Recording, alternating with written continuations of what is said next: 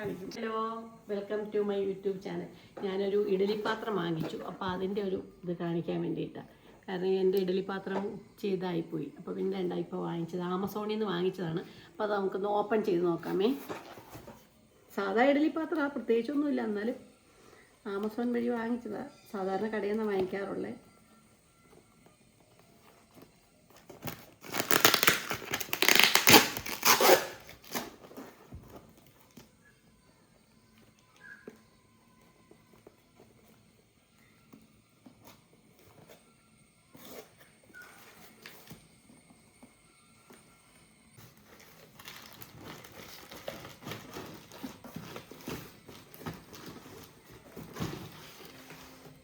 ഇഡലി പാത്രം ഇതിന് 999 രൂപയാണ് വില ആമസോണിൽ.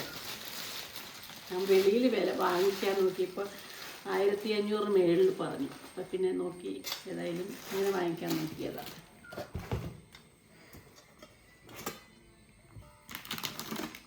ഇതിൽ 5 തട്ടിൻ്റെ ഒരെണ്ണം, 4 തട്ടിൻ്റെ 2 എണ്ണം. അതിന് ധാരാളമുണ്ട്.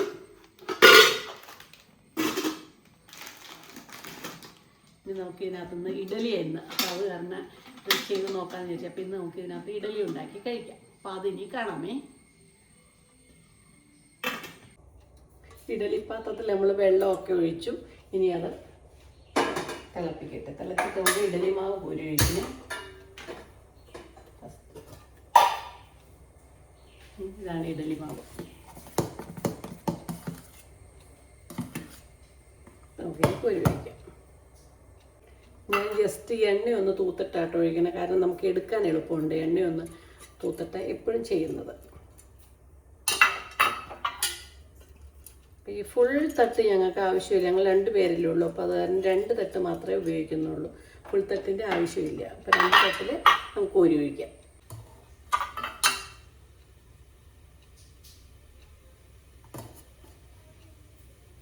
നല്ല വലിയ ഇഡലിക്കുള്ള വലിയ കുഴിയാട്ടോ അത്. എൻ്റെ പഴയതിന് ഇത്രയും വലിയ കുഴി ഇല്ലായിരുന്നു.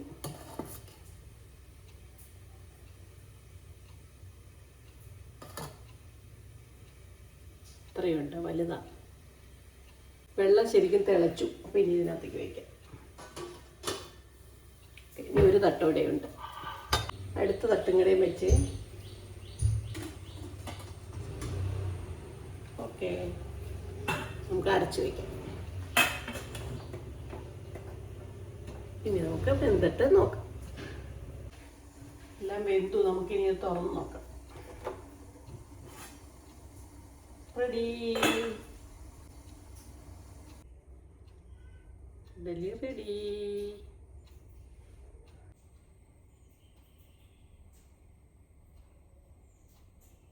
നമ്മുടെ ഇഡലി എല്ലാം റെഡിയായി. പുതിയ ഇഡലി പാത്രത്തിൽ നമുക്കൊന്ന് കഴിച്ചു നോക്കാം.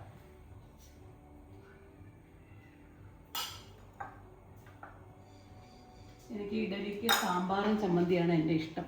അതും വെള്ളച്ചമ്മന്തി വേണം ഇഡലിക്ക്. നല്ല പൂ പോലത്തെ ഇഡലി കേട്ടോ.